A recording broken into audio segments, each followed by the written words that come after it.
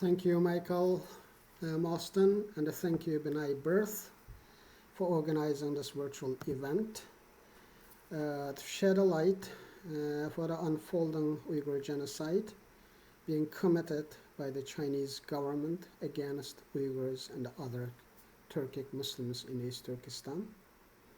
It is an important moment, and we appreciate your support, and we appreciate the support from Jewish communities across the world. As you know, probably on October 21st, the International Human Rights Subcommittee of Canadian Parliament has acknowledged the atrocities committed by the Chinese government against Uyghurs as a genocide and called upon the Canadian government to take concrete measures, working by international allies to stop this madness and to prevent this ongoing genocide. At this moment, the Uyghurs around the world, we have seen the tremendous amount of support coming out from Jewish communities in Europe, in the United States, in Canada, Australia, and other parts of the world. And many Jewish organizations, including Bnai Brith, already issued a statement and condemned the Chinese genocidal policy against Uyghurs.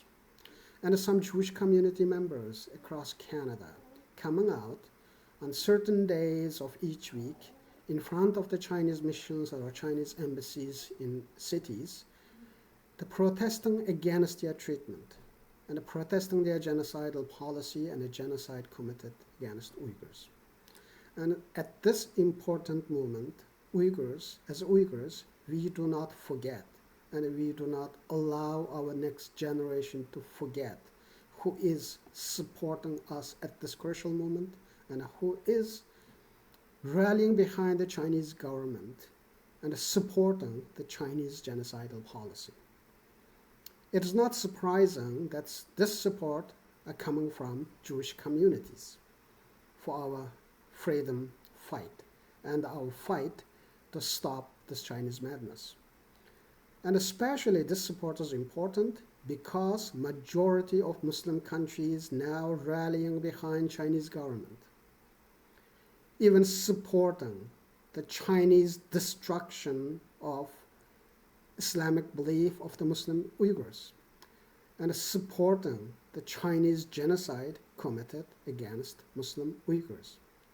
And history will record them well. And at this time, before ending my remark, I would like to share some of the statements already made by very famous or prominent figures about Uyghur genocide and the alarm bell they sent for our attention. Anna Applebaum, the Pulitzer Prize-winning historian and survivor of Soviet Gulag, wrote in Washington Post recently, "In China, never again is happening again." Fred Halat, editorial page editor of the Washington Post, also stated recently, "In China, every day is Kristall Nacht." Dr. Alan J. Kennedy, the executive director of World Without Genocide at Michelle Hamline School of Law, wrote recently, "High-tech genocide from Jews to Uyghurs." And we know that in Auschwitz Memorial Museum displayed the mountains of hairs taken from Jewish victims after murdering them in a gas chamber. And recently, U.S. Border and Customs Agency has seized 13 tons of women's hair came from imprisoned Uyghur women in concentration camps.